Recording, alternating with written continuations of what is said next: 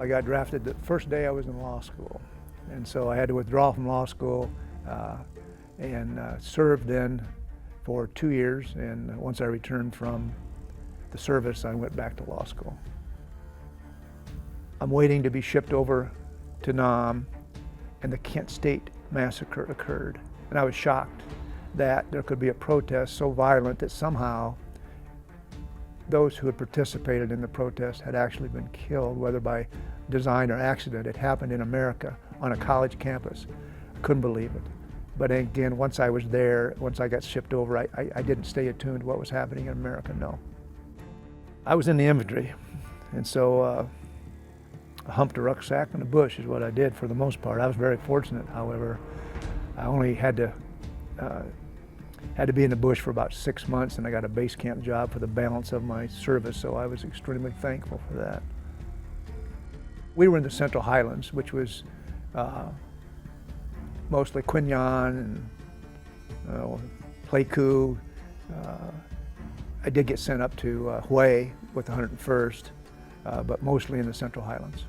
I don't remember exactly where it was taken, but that was preliminary to being picked up by choppers to be flown out to somewhere in the mountains, in the jungle. It was a big campaign. I remember seeing about 60, eventually 60 helicopters flying in, and we all hopped on board and got flown to a location which I long have forgotten. Well, that particular time when we had all those choppers, we were one of the first few choppers in, and it was what's called a hot LZ, which means when we landed, we were taking enemy fire, and that was tough. Well, it's frightening to be blunt because you never know what you're going to encounter. You may not make contact for days at a time, and then you make contact every day. So you're always on edge. The way I describe it, I guess, is always on edge. We had just come in from being out in the bush for a long term.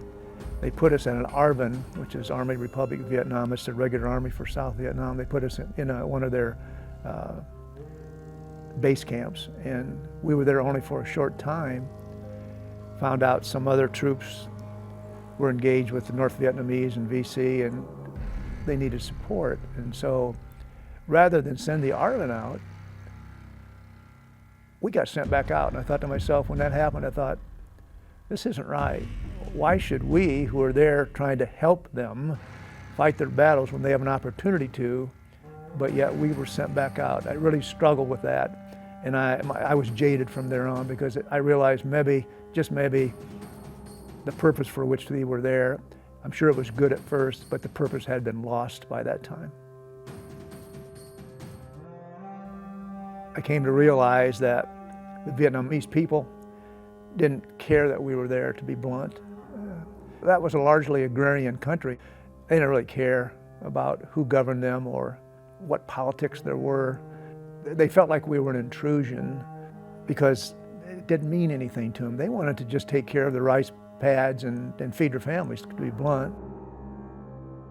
Being a college student, I never had a huge problem with protesters. My attitude basically is this: I served, that's okay. You didn't, that's okay.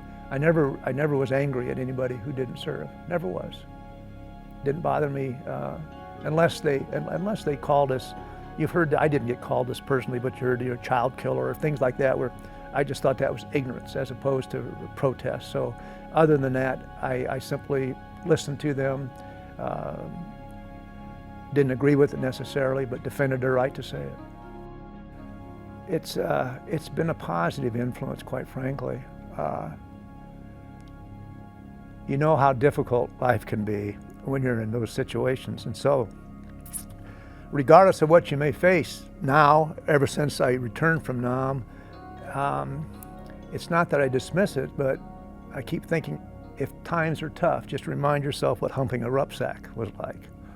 And so life goes on, and I don't get upset too much, and I try to be very patient and understanding, and I think my resolve to live that way is because of my service.